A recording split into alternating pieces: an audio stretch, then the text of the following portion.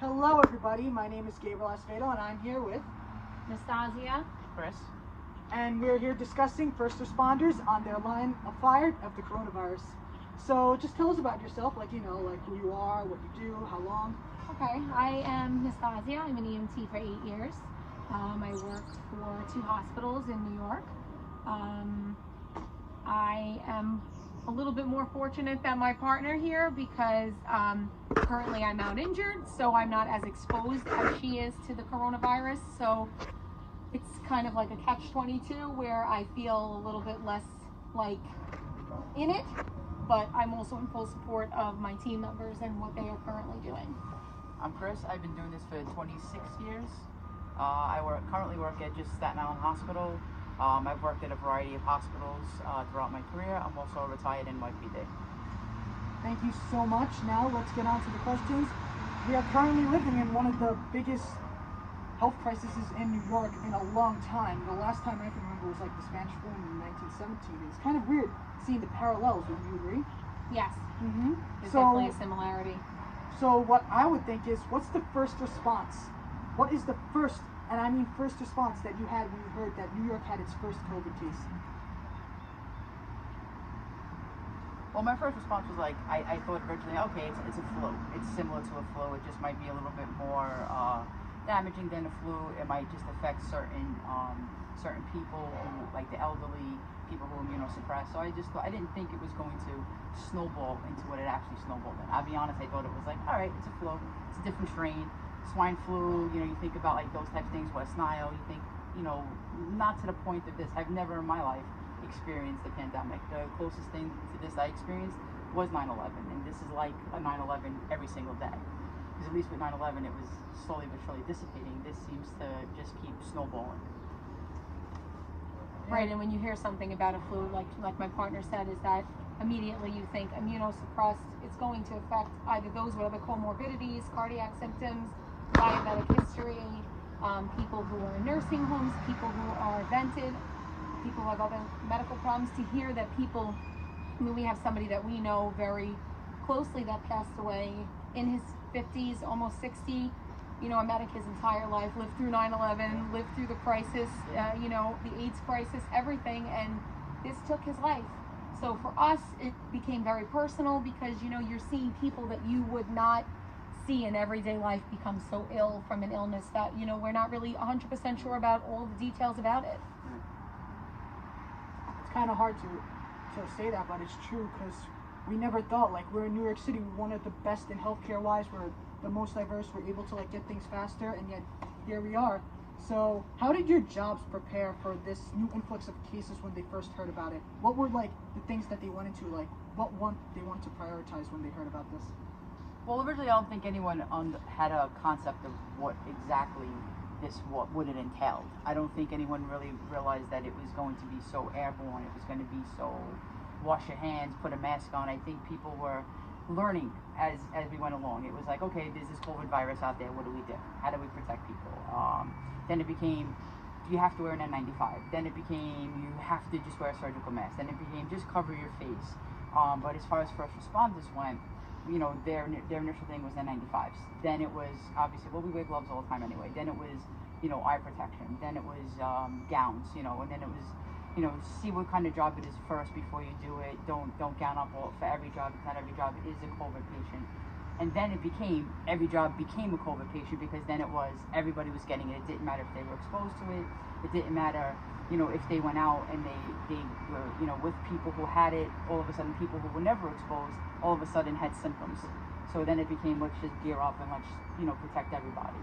So originally it was kind of like, go as it comes because nobody knew.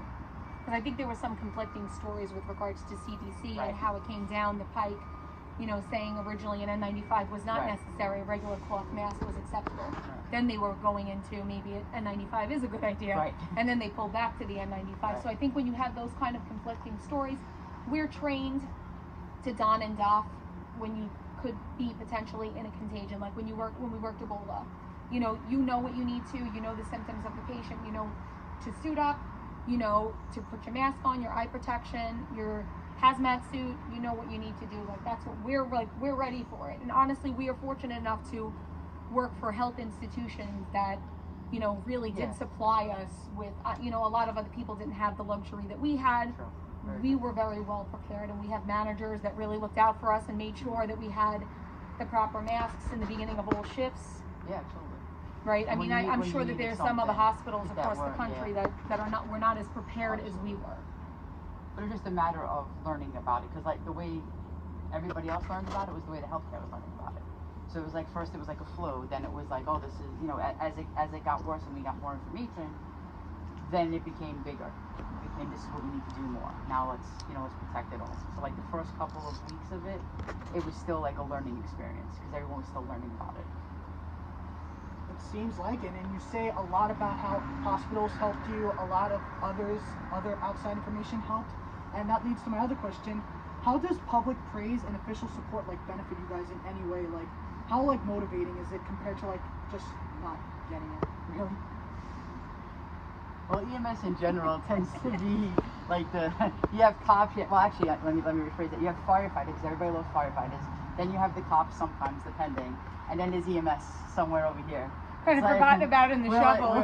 we're definitely the forgotten agency in the 911 system, because it's always like, oh, fire PD. It's never fire PD EMS, and it's always been like that. It's not like it's something new. I don't think people do it on purpose. I think it's just the way, you know, people view it. You know, a lot of people don't think about ambulances as much as they think about like a fire truck or a police car, because you think about fires versus, you know, needing an ambulance, I would think. But the praise is great. I mean, it's great for your mental health. It's great, you know, knowing that people are out there cheering for you and happy to see you, because sometimes you don't get that. A lot of times, you know, you barely get a thank you. Unfortunately, there are patients out there that don't like you, and they'll yell at you and scream at you, and then you get that one patient who's like, oh my God, thank you guys so much, we really appreciate it. That one patient versus the 10 who aren't as nice means it makes all the difference in the world. On just in general, because it's so good for the soul to hear somebody say, you know what, thank you. It's nice. It's very nice to hear. Yeah, I can tell. Like, remember reading about a lot of like information on Twitter, all the social media, that this is not just really any like 911 severity case, and that just brings me to my next question: how has the severity of this case looked, and how has it like affected your mind? Like, just going out here, looking at the patients, seeing them, and unfortunately not knowing if they're gonna come back alive or end up in a morgue. I mean, for me personally, being able to stay home, whereas you get to go out, I genuinely stay home. I don't come out. I don't go to the store a million times. I don't, because I have a child who has asthma. I don't want to bring something home that could potentially affect his respiratory system. So I take, like a civilian would do, Right. and stay in your house. If Stay you really close. don't need to be outside, then absolutely don't be outside. Like, take into consideration that people are trying to be out there that are trained. You know, you see people in the stores wearing masks that are not fully prepared, like they don't know how to wear them, you know, to crunch the nose, Right, or they to have have it covered down. over the mouth. They have it below the nose. They have it off their mouth. It's not the proper way to wear PPE. So I kind of feel like leave it to the professionals, let them do what they're doing. I mean, how do you feel being? Well, I don't know, like actually seeing the patients that are sick, like a lot of times, like they have this thing called your oxygen level, and you put it on your finger and you see, oh, everyone's oxygen level should be 95 and above. And now and people, when their oxygen levels, you know, that high, it's like everyone's walking around, everyone's good. We were seeing people with oxygen levels in the low 80s, high 70s, and they were functioning amazingly, which was mind-blowing, because when your oxygen level's that low, you tend to get a little, your mind's a little more in the altered mental status. You're not getting enough oxygen into your blood and up to your brain and your organs. So it's like kind of like, wow, how are you walking? How are you, you know, able to talk? You know. And the other thing is like their heart rate was like in the 130s and 140s, which is crazy. But your blood pressure was normal. So watching all of that and watching how people were actually, their bodies were compensating was pretty, you know, like strange, because the bodies tend, when your heart rate goes up like that and your oxygen level drops, you tend not to compensate. So it's really weird to watch how this virus is affecting people and showing them, and you know, and sometimes the hardest part for me with doing it was telling the family member, you might want to tell this person that you love them, you might want to say whatever it is you need to say to them, because I don't know if they're going to come back. and I don't know if you're going to be able to go there to see them because they stopped having family members come to the hospital. You weren't allowed to drive in the ambulance with them, so it was very hard to tell the family member, we're going to take your patient, we're going to take your family member to the hospital, say goodbye. And that was, I think, the hardest part, for me anyway, was letting people say goodbye to their family member as we're putting the patient into the ambulance, and that was probably the last time they were going to see their loved one.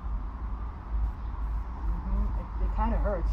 Now, you were talking about like you staying home. You're fortunate you don't have to like go out, especially with the child of asthma. This is mostly geared towards you. How has your schedule been altered in this time of COVID? Like, what does it look like? Well, my schedule, I'm supposed to work 8 to 4, but I have a mutual partner, so I wind up doing like a double single type of thing, so that I don't have to go to work 3 days. But I've been picking up overtime because that a lot of people are out sick. A lot of people have social distancing because they have their kids and whatever. I have kids as well.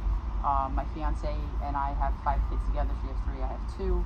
So it's been difficult because we try to balance our schedule because she also works for the hospital. So she's leaving, I'm coming, I'm leaving, she's coming. So we're like 2 shifts in the night, and we're constantly like I normally leave my uniform at work. I change back and forth to just keep everything so that everyone is safe. To make sure that showering, washing, leaving stuff where it needs to be left, this way I don't bring anything home. And thankfully, I've been fortunate enough where nobody in my family's gotten it. My immediate family has gotten it. Unfortunately, my mother did die from it. My mom died in April. She had the coronavirus and she passed away. So it's not only did we have a paramedic friend who passed away, but my mom passed away from it as well. And not to be able to go there and spend time with these people, especially a person that we know that passed away, 36 years is on the street, finally became an intensive care nurse, really just doing everything above and beyond. And his last moments, he didn't have anybody there to help him. I'm really sorry to hear about that with your mother. I hope everything's okay, family is recovering well. And we talk about all this coronavirus and all that, it just seems like that's the only thing people do nowadays to like prevent. I wonder, how has cases aside from coronavirus been handled? Like on the news, Cuomo just announced that counties in upstate New York can be able to process surgical and other hospital process. How have other cases been handled when it comes to ENT? Well, you'd be surprised. Like it seems that the only calls we're getting are corona calls. Right now, it's starting to dissipate a little bit. We're starting to get more of the calls that we would normally get. But for some reason, during this time frame, that's all you got. It was almost like people who were having heart attacks, people who were having strokes, or any other injuries. They just weren't calling 911. It was fever, cough, difficulty breathing. Those were the only 3 things we were getting. And like now, it seems like it's coming back to where people. I don't know what people did, who might have had chest pain, who might have had a stroke, who might have cut their finger. I don't know what they were doing during this epidemic, but they certainly were not calling 911. It was definitely, and there was a lot of cardiac arrest, a lot of people, obviously passing at home, a lot of people just having difficulty breathing, and that's basically the amount of jobs we were doing was all that, nothing else, which was unusual. No car accidents. That was kind of good. That was kind of good. Yeah, it's wishful thinking that not a lot of things are being like handled. Unfortunately, this virus is the main thing, and we talk about now it's starting to disappear. How do you think the atmosphere will change once this coronavirus subsides? And I'm sure it'll go back to quote unquote normal. I hate to use that word. I guess people will start to go back to the ERs again. People will start to realize, okay, you know what, I'm gonna call 911 again, and I'll go to the hospital because I cut my hand or I got into a car accident. Eventually everything goes back to the way it was. Maybe not to the same point, but it will go back to the way it was, and eventually I think we'll get a sense of normalcy, for lack of a better word, because nothing's ever normal. Yeah, we talk about all this normalcy, like everything coming back to normal, and we just recently heard from Cuomo, like I stated earlier, a lot of counties up in New York, upstate, are reopening. How do you feel about companies and businesses reopening their stores, even if it looks good or not good? Like, what is your stance on that? From a medical professional, I think it's a horrible idea. From a person who's been stuck in quarantine with 5 kids, please let them go back to school. I mean, from that standpoint, from a parent standpoint, it's like these kids are, they're home, all they're doing is eating. There's no exercise. We're turning into a very heavy society, more so than we were before. There's nothing to do. There's nothing for anyone to do. There's no services for kids who need services. So I look forward to that part being open for kids. From a medical standpoint, I don't want to rush it. I don't think we should rush opening things. I don't think we should. There's always a second wave or something. There's that first wave, and then everything kind of like slows down, and it's like the calm before the storm, and it hits again. Very similar with Spanish flu. Very similar with the second Spanish wave, flu, which wiped out more people than it did the first time. Right. So that's always my concern. Like, this is like great, everything. There's been no viruses. COVID. People who've been admitted into the hospitals. Everyone's like showing that real hard, and it's great. That's fantastic. But I like to err on the side of caution, being a medical professional, from the medical end of it. I think we should slowly go into things. And as much as I'm not a fan of the mayor, I agree with him by not opening the things that he's not opening. Although I'd love to go to a bar, personally. On a side note. Yep. Gotta let it out, huh? On a side note, I definitely like to. It's different drinking in a bar versus drinking at home. It is definitely. But I think at some point we need to get the economy going again. We need to do all those things. But I think we should. Isn't it better to wait a little bit longer? We've already waited this long, instead of like let's rush into it, and God forbid we'll have to start from square one again. I like to err on the side of caution sometimes, especially with something like this. Mm-hmm. Well, yeah. This about wraps up the interview. I just have one more question. That's it. You talk so much about how pretty much this is like a new thing. You haven't had this much since 9/11, compared to many other EMTs who unfortunately never had this experience, or just being thrown into this like nothing, like a prey in like a big animal cage. What do you have to say to the EMTs around the world, in the United States, in Italy, Spain, everywhere? Like, what words would you give them? For the new ones? New ones, old ones, everyone. Well, for the new ones, welcome to EMS. This is how EMS kind of runs. You just get thrown into things, and that's how you learn. For everybody else who's been on the job for a while and have gone through certain things, thank you for everything that you guys do. We're very underappreciated, but always know there's always somebody there that will appreciate you. Take the people who appreciate you, and don't worry about the people who don't appreciate you. And thank you all for everything that you've done for us. We're very appreciative to all the thank yous, all the food, all the donations that people have given us. It's very heartwarming. Anything you would like to say? I would like to say that there's always a moment to learn something. You could be on the job. I'm doing it 8 years. She's doing it 26. She can tell you today. You can always learn from something that you experience. Always take that knowledge and bring it into something else. You never know when this can happen again. I'm sure. Right. Serving as a police officer in 9/11, she probably never thought she'd see anything that took out that many people in her lifetime. And here we are again. And this is you just never know. Always be prepared. Always practice PPE. Wear your PPE. Yeah. Wear your PPE. Right. Never feel like you're going to be silly to go into a house. You feel like you need to put a mask on. Put a mask on. Don't get too comfortable. Don't get Wear complacent. your gloves. Always practice good protective measures. Always, yeah. And I would like to say thank you to everyone all over the world that are currently working in EMS. While I've had a little bit of time to recover from my surgery at home, I greatly appreciate absolutely everyone, my coworkers especially. You become very close in this industry. This is somebody that you spend 8 hours side by side with, sometimes 16 hours. They become your family.